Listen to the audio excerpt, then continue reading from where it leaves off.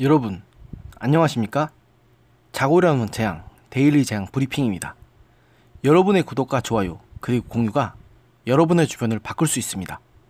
꼭 부탁드립니다.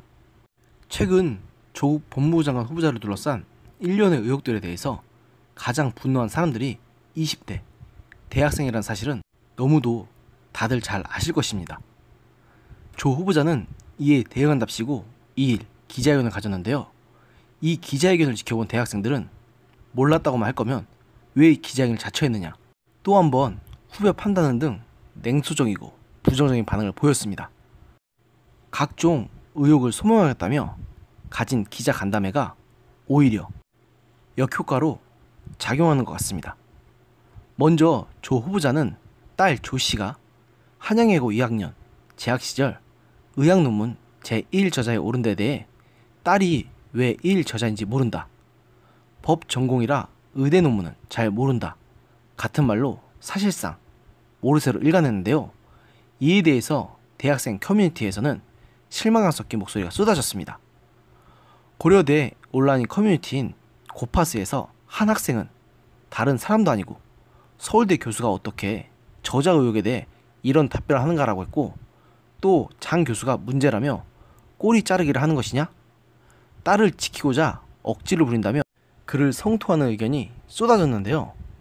특히 조 후보자가 흑수저 청년들은 저 같은 부모가 없어서 저희 아이처럼 합법적이더라도 제대로 누릴 기회가 없었을 것이다, 그 점에 대해 청년들에게 미안하고 가슴 아팠다고 말한 부분은 대학생들의 분노를 자극했습니다.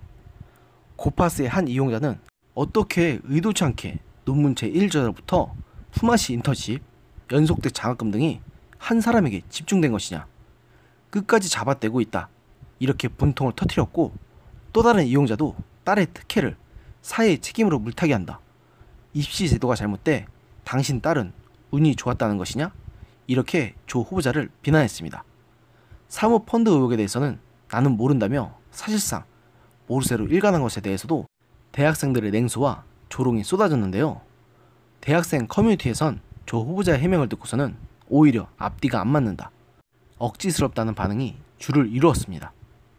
수누라이프에서는 아무것도 모르는데 10억 5천만을 투자하는 것이 말이 되느냐?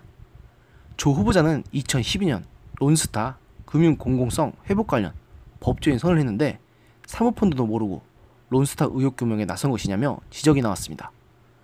조 후보자가 딸을 언급하면서 눈물을 보일 때에는 본인이 물러나면 끝날 일인데 딸에게 가장 가혹스러운 사람은 조 후보자 당신, 위선적이다, 피해자 코스프레하는 모습 정말 너무한다는 의견이 실시간으로 이루어졌습니다. 특히 서울대 온라인 커뮤니티 수누라이프에서 한 학생이 과거 조 후보자가 트위터에서 공유한 울먹였지만 권력 밀어 못 버린 대통령 담화란 제목의 사설을 언급하며 멈출 줄 모르는 내로남불이라고 비판했는데요. 이른바 국정논란 사건 때 박근혜 대통령이 3차 대국민 담화를 발표하며 눈물을 보인 것에 대한 비판을 한 것입니다. 여기서 고파스의 한 이용자는 여전히 주변 관리밖에 잘못한 게 없다고 주장한다, 이런 게시글을 통해 2016년 조 후보자의 트위터 발언을 끄집어냈습니다. 당시 조 후보자는 박근혜 여전히 주변 관리 외에는 하나도 잘못한 게 없다고 주장한다, 자신은 검찰 수사와 언론 보도의 피해자라는 것이라고 적었습니다. 이런 것을 보면 조 후보자가 과거의 트위터에 쏟아냈던 발언들이 결국 자신을 겨눈 칼이 되어서 돌아오는 모양새입니다. 과거 알렉스 퍼거슨 맨체스터 유나이티드 감독은 팀 선수인 웨인 루니가 트위터에서 한 팔로워와 논쟁을 벌인 것에 대해서 충고하면서 트위터는 인생 낭비다, 인생에는 더 많은 일을 할 수 있다, 차라리 독서를 하기 바란다는 말을 한 적이 있습니다. 이후 이 말은 SNS에 열중하는 사람들을 비판하는 명언으로 자리를 잡았습니다. 저 말은 정말로 조 후보자에게도 제대로 들어맞는다는 생각이 듭니다. 이제부터라도 인터넷에 어떤 글을 남길 때에는 생각 없이 막 내지르지 말고 좀 더 깊은 생각을 해보고 써야 할 것 같습니다. 오늘의 영상은 여기까지였습니다. 들어주셔서 감사합니다.